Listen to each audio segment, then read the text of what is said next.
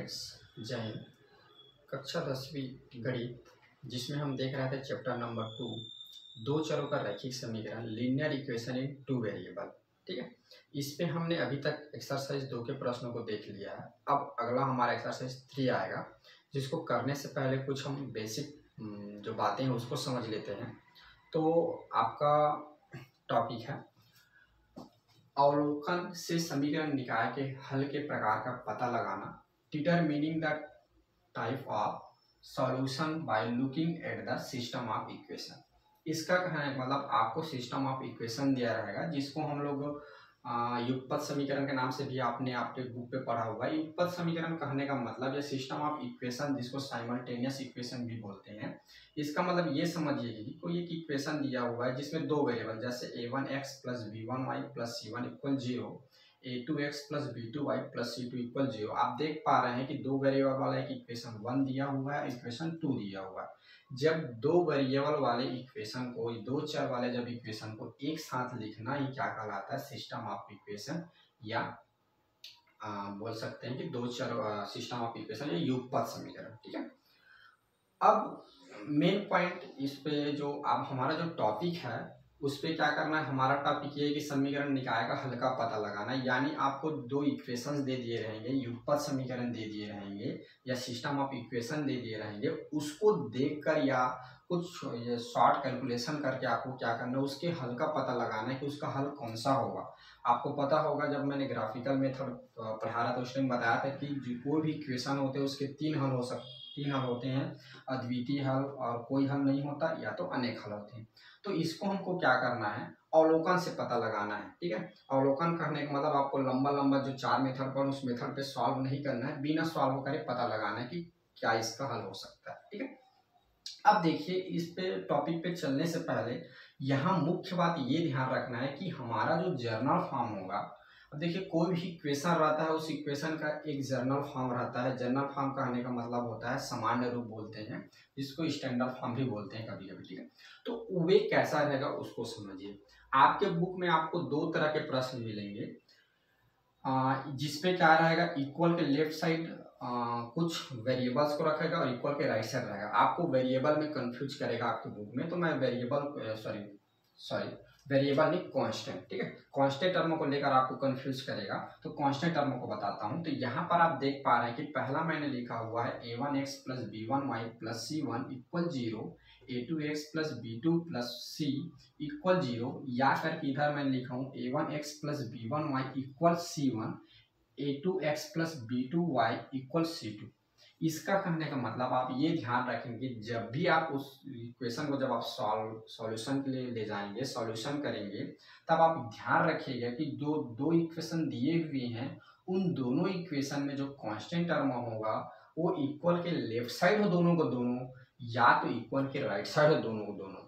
मेरे कहने का मतलब मान ले जाए आपको कुछ इस तरह से इक्वेशन मिलते हैं, 2x प्लस 3y इक्वल 2 मिलता है। मान ले जाए नीचे जो इक्वेशन नंबर 2 जो दिया हुआ है ये मान ले जाए 4x माइनस 3 ना लेके मैं इसको 5 ले लेता हूँ, 5y माइनस 6 इक्वल 0। ऐसा एक इक्वेशन दिया है, इक्वेशन नंबर 2। तो यहाँ पे देख पा रहे हैं ये दोनों तो आपका युगपत समीकरण है, सिस्टम ऑफ इक्वेशन है, बट आप देख पा रहे हैं कि यहाँ पे जो आपका जो एक कांस्टेंट टर्म है c, और यहाँ पे जो एक कांस्टेंट टर्म है c, तो यहाँ इक्वेशन नंबर 1 में कांस्टेंट टर्म आपके राइट साइड है और इक्वेशन नंबर 2 में कांस्टेंट टर्म आपके लेफ्ट साइड है।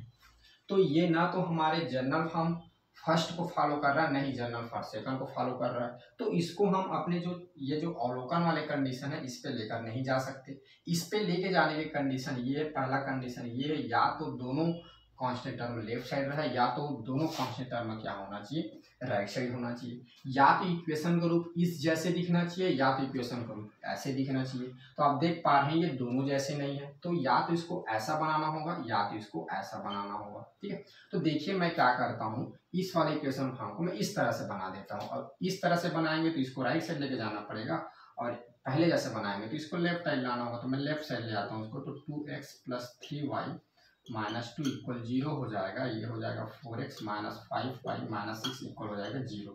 अब देख पा रहे हैं ये जो इक्वेशन है, इसका जो रूप है ये हमारे पहले वाले स्टैंडर्ड फॉर्म जैसे हो गया है, यानी इसको आगे हम चेक के लिए इस क्वेश्चन को ले जा सकते हैं। ठीक है, तो आपको कि जो चैप्टर है इस पे क्या होगा, आपको कांस्टेंट टर्म को कुछ आगे पीछे लिखा रहेगा, कुछ को लेफ्ट साइड कुछ को राइट साइड। तब की स्थिति में आप क्या करेंगे, उसको सेट करेंगे और उसको इस स्टैंडर्ड फॉर्म में लाएंगे। या तो सारे कांस्टेंट टर्म को लेफ्ट साइड रखेंगे, या तो सारे कांस्टेंट टर्म को, सारे कांस्टेंट ही दो रहेंगे, दोनों कांस्टेंट टर्म को लेफ्ट साइड रखेंगे और दोनों कांस्टेंट टर्म को राइट साइड रखेंगे। ठीक है, तो सबसे पहले मुख्य बात ये ध्यान रखना यहीं पे कि आपको इक्वेशन को ऐसे रूप में बनाना है या तो ऐसे रूप में बनाना है। ठीक है, तभी आगे आप जब सॉल्व करेंगे इसमें तभी आपका सॉल्यूशन सही आएगा, अन्यथा गलत आएगा।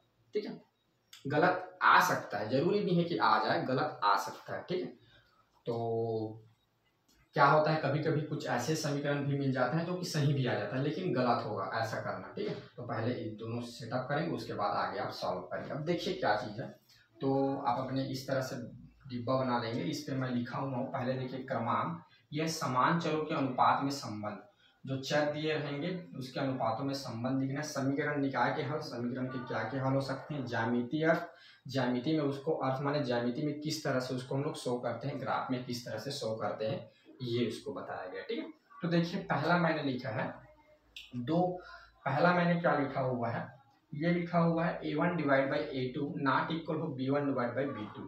इसका कहने का मतलब यदि a1 बटा आप a2 करते हैं और b1 बटा आप b2 करते हैं, अगर दोनों इक्वल ना हो तब जो हमारा हल होगा वो क्या होगा, अद्वितीय हल होगा। अद्वितीय हल कहने का मतलब आपको x की एक वैल्यू मिलेगा और y की क्या होगी, आपको एक वैल्यू मिलेगा। ठीक है, यूनिक सॉल्यूशन मिलेगा, सिर्फ एक ही मिलेगा। ठीक है, और जो आपका जो ग्राफ होगा वो क्या होगी, प्रतिच्छेदी रेखा। यहाँ पर लिखा हो दो प्रतिच्छेदी रेखा, इंटरसेक्टिंग लाइंस। इसका कहने का मतलब मान लीजिए कुछ इस तरह से आप ग्राफ बनाते हैं, मैंने यहाँ पे ग्राफ बना दिया है। तो इक्वेशन नंबर 1 का जब आप ग्राफ बनाएंगे तो ऐसा बनेगा, इक्वेशन नंबर 2 का आप ग्राफ बनाते हैं तो मान लीजिए ऐसा बनता है। तो दोनों क्या करेगा, किसी न किसी एक पॉइंट पर क्या करेगा, प्रतिच्छेद करेगा, वही एक पॉइंट क्या होगा, आपका हल होगा। ठीक है, तो आप इसको दो तरह से आप समझिए कि अगर a1 बटा a2 हो नॉट इक्वल हो b1 बटा b2 का, इसको बोलते हैं हम लोग नॉट इक्वल, माने इक्वल को ऐसे काट दिया जाता है तो ये नॉट इक्वल कहलाता है। इसका मतलब इक्वल नहीं है, बराबर नहीं है। ठीक है, तो अगर बराबर ना हो या आप अगर ग्राफ खींचते हैं तो प्रतिच्छेदी लाइन मिले, तब आपका जो हल होगा कैसा हल होता है, अद्वितीय हल होता है। ठीक है, दूसरा देखिए a1 divide by a2 equal हो b1 डिवाइड बाई b2 का, परंतु not equal c1 divide by c2 का, यानी a1 बटा a2 करते हैं तो ये इक्वल हो जाए b1 बटा b2 का, परंतु c1 बटा c2 क्या हो, इसके इक्वल ना हो, तब जो हमारा हल होगा उस समीकरण का क्या हल होगा, कोई हल नहीं होगा उस समीकरण का कोई हल नहीं निकलेगा, नो सॉल्यूशन नहीं निकलेगा। ठीक है, और जब हम ग्राफ खींचेंगे तो हमारा ग्राफ क्या मिलेगा, पैरेलल मिलेगा।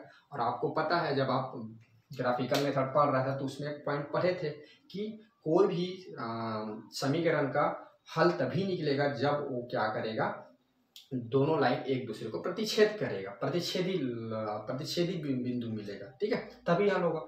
और आप लोग जानते हैं कि जो पैरेलल लाइन होता है वे कभी भी एक दूसरे को इंटरसेक्ट नहीं करती है, किसी भी पॉइंट पर नहीं मिलती है। तो ये ग्राफ कभी भी एक दूसरे पॉइंट पर नहीं मिलेगा तो इसका हल निकलेगा ही कैसे।